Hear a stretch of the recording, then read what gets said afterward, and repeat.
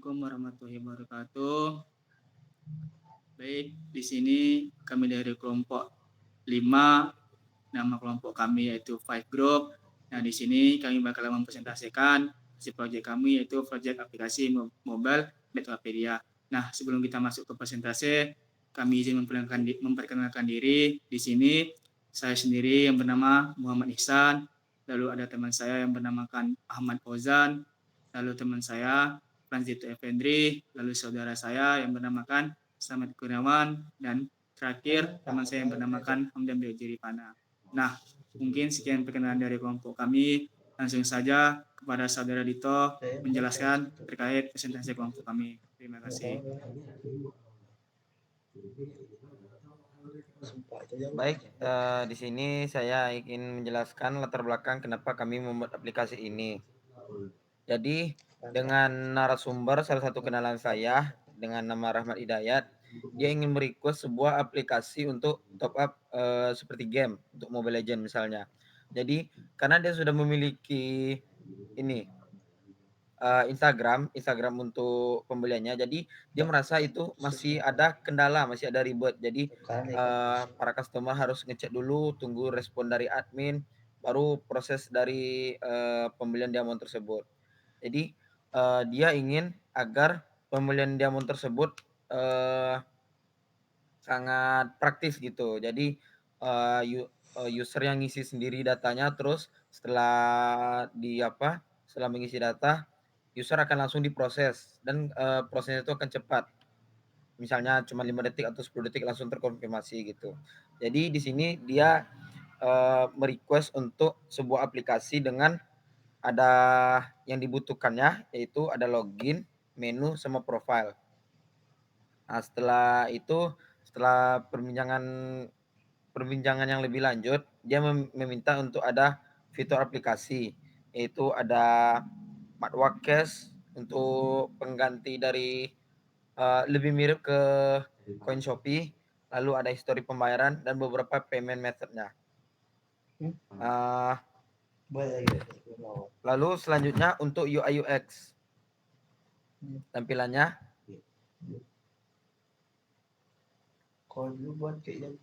setelah kami rancang, nah seperti inilah UI UX yang didapatkan. Tampilan awal yaitu ada welcome to Matwapedia sebagai halaman awalnya. Setelah get started, user akan dibawa ke bagian katalog. Di katalog ini akan ada beberapa aplikasi seperti Mobile Legends, Genshin Impact, PUBG Mobile, dan di sinilah user menggunakan fitur untuk masuk dan login untuk menyimpan datanya. Selanjutnya, nah ini adalah halaman di mana jika user bagian sebelah kiri, jika user belum memiliki akun, maka user akan dibawa untuk melakukan pendaftaran akun. Ataupun jika user sudah memiliki akun namun login di perangkat lain, maka user tinggal memilih untuk masuk. Baiklah, selanjutnya adalah halaman bagian jika user sudah melakukan login. Di sini akan tertera nama user serta email yang digunakannya. Di sini ada beberapa fitur, yaitu ada Matwa Cash, riwayat transaksi, dan notifikasi. Untuk pengaturan ini untuk mengatur akun Matwa Cash, yaitu sebagai mirip dengan Coin Shopee tadi yang saya sebutkan, dan riwayat transaksi yaitu menyimpan apa aja transaksi yang telah dilakukan oleh user. Dan di bagian sebelah kanan itu kita contohkan di bagian Mobile Legend.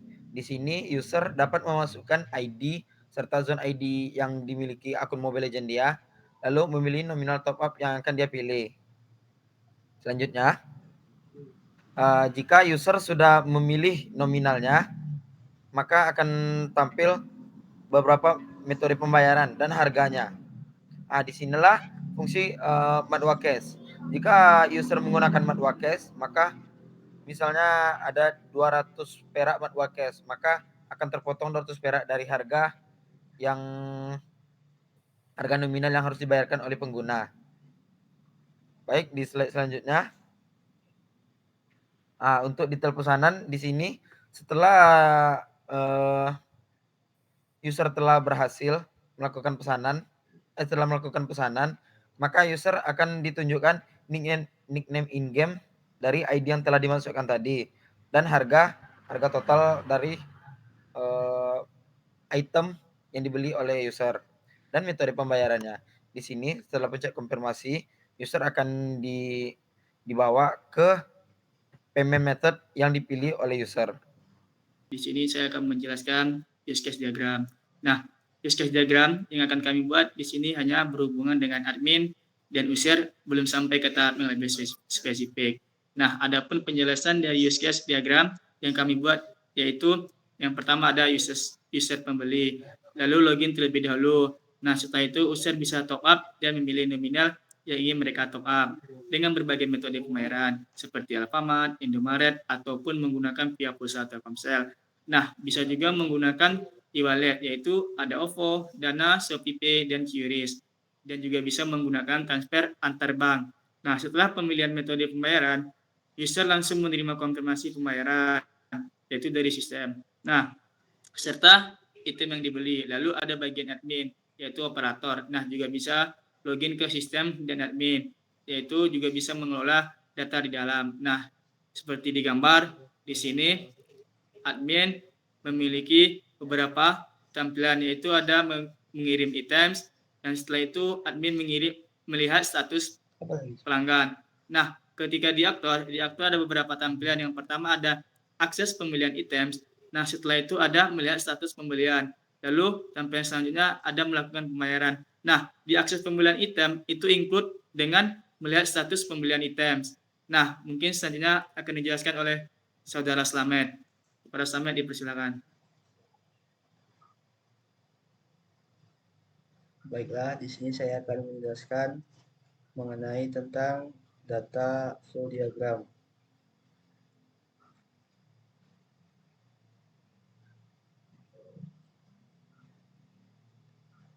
Yang pertama yaitu pada DFD level 0. Pada DFD level 0 ini,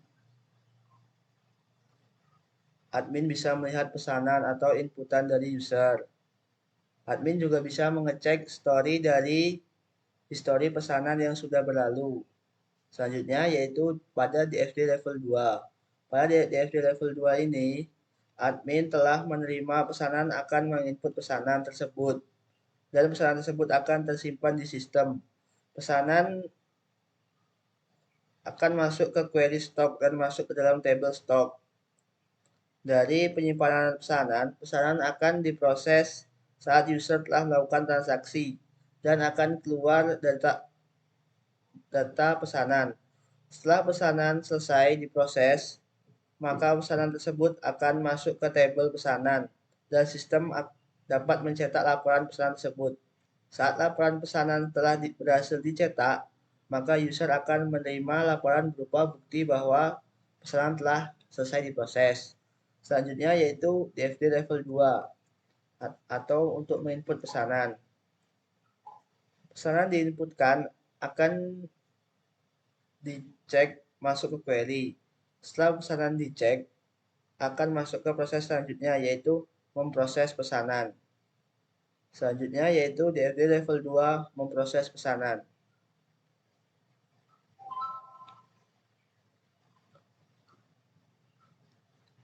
Saat memproses sudah diinput oleh user, pesanan akan disimpan di sistem pesanan tersebut akan masuk ke query pesanan dan tabel pesanan 1.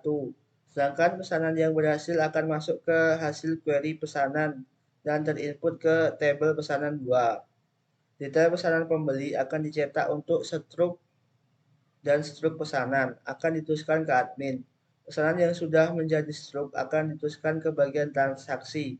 Lalu pengguna harus membayar sesuai dengan nominal harga pesanan yang telah dipesan. Baiklah, selanjutnya akan disampaikan oleh saudara saya yaitu Hamdan Beoji Rifana. Baiklah, lanjut ke bagian ERD-nya. ERD atau Entity Relationship Diagram adalah suatu diagram visual yang digunakan dalam desain basis data untuk menggambarkan hubungan antar entitas, objek atau konsep yang menyimpan data di dalam sebuah sistem. RD membantu dalam memodelkan struktur data dan cara data saling terkait dalam sebuah basis data. Untuk penjelasannya, seller menawarkan sebuah produk. Setelah itu produk tersebut dapat diorder oleh customer. Orderan tadi akan masuk ke data transaksi. Setelah masuk ke data transaksi, customer melakukan pembayaran. Setelah customer melakukan pembayaran tadi akan masuk ke dalam data transaksi.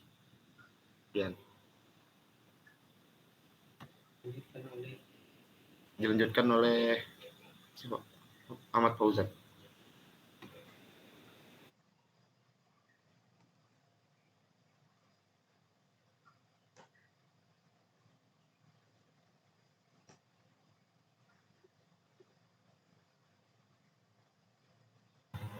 Baiklah, di sini saya akan menjelaskan tentang skenario testing yang bakalan terjadi. 2.1 yaitu fitur login.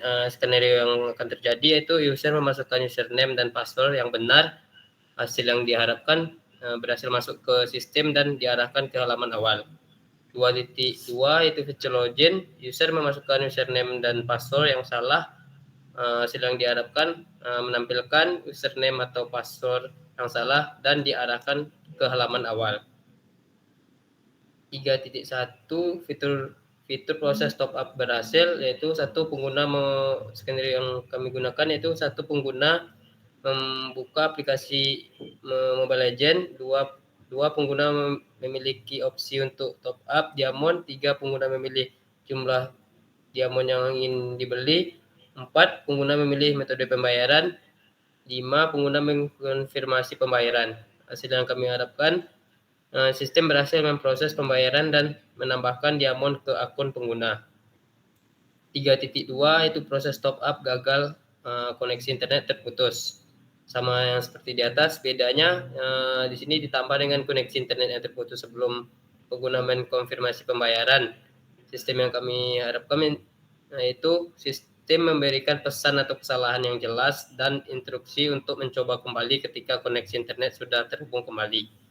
Proses top up gagal atau pembayaran ditolak, pengguna membuka aplikasi Mobile Legends, pengguna memilih opsi untuk top up Mobile Legends, pengguna memilih jumlah diamond yang ingin dibeli, pengguna memilih metode pembayaran, dan pembayaran ditolak oleh sistem pembayaran.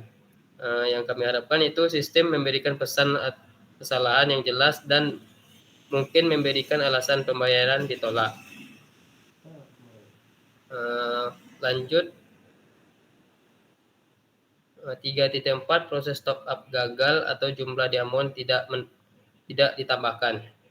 Sama seperti yang di atas, bedanya pembayaran berhasil tapi diamond tidak ditambahkan ke akun. Sistem yang kami harapkan itu sistem memberikan pesan kesalahan yang jelas dan segera mengatasi masalah serta menambahkan diamond ke akun pengguna. 3.5 itu proses top up dengan metode baru. Sama dengan di atas, bedanya pengguna memilih metode pembayaran yang belum pernah digunakan sebelumnya. Pengguna menggunakan pembayaran. Sistem yang diharapkan yaitu sistem berhasil memproses pembayaran dengan metode baru dan menambahkan diamond ke akun pengguna. Lanjut, di sini saya akan mencoba untuk menampilkan hasil codingan atau prototype yang telah kami coba dibuat di Visual Studio.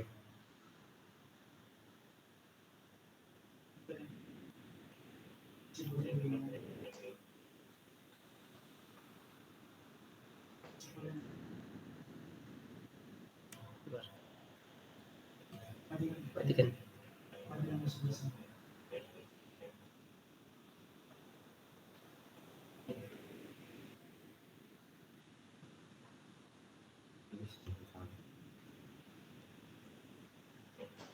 Di sini masuk saja. Nah, inilah codingan yang kami gunakan, yaitu bagian aset. Di sini kami menggunakan begitu banyak font, yaitu ada salah satunya Biryani regular, Black Hansan regular, intermedium interregular, semi bold, Montserrat bold, Montserrat light italic, Montserrat medium, Montserrat regular, Montserrat semi bold, Roboto medium, Roboto regular, dan beberapa foto-foto yang kami perlukan untuk digunakan di codingan kami nanti. Lanjut ke bagian dokumen, kami menggunakan beberapa dokumen, yaitu Autotune True Privacy Chip, kemudian 3 email input dan input, email input container, press card, workshop container. Dan sini langsung aja ke bagian deploy ya, yang bakalan kami tampilkan.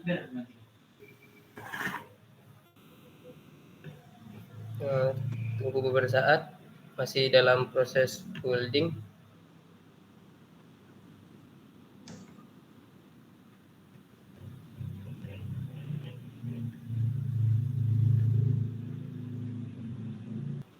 Karena proses building juga begitu agak lama.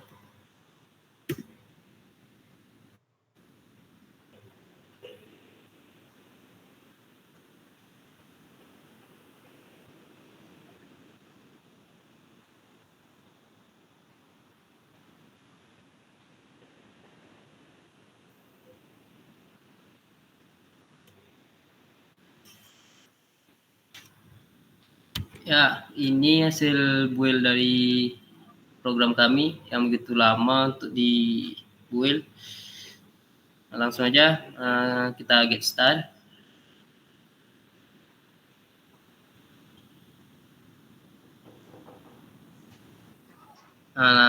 Ini ada tampilan awal dari codingan yang tadi. Yang pertama kita bakalan masuk dulu, langsung isi email dan kata sandi, kita langsung login. Di sini untuk tampilannya masih belum sesuai yang dengan kami harapkan, tapi kami masih mencoba untuk menyesuaikannya di semua provider HP. Di sini kita bisa melihat Mat2 cache-nya. Sekarang saldo Mat2-nya ada 65. Lanjut ke bagian riwayat transaksi. Ini histori transaksi yang telah terjadi. Lanjut ke notifikasi. Ini adalah notifikasi yang kami munculkan. Sekarang kita coba mendemokan untuk top up Mobile Legends. Kita masukkan ID. Langsung pilih diamond yang ingin kita top up-kan. Langsung sini kami cuma menyediakan yang masih bisa dipakai, baru bisa Shopee Pay, yang lain masih dalam kami tahap pengembangan.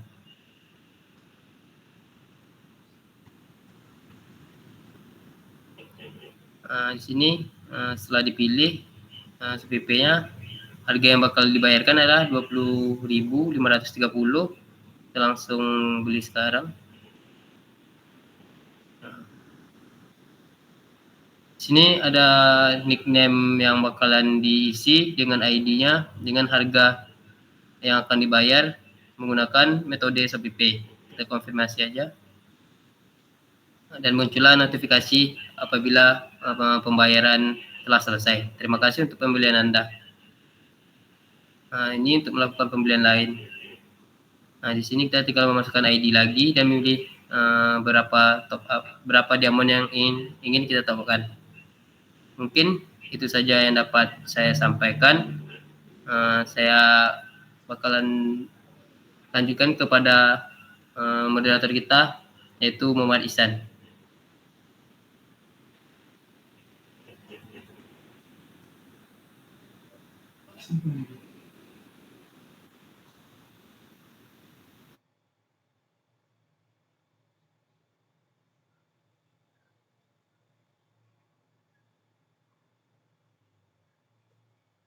Baik, demikianlah hasil presentasi dari kelompok kami. Kurang dan maaf kami akhiri. Billahi taufiq wal hidayah. Wassalamualaikum warahmatullahi wabarakatuh.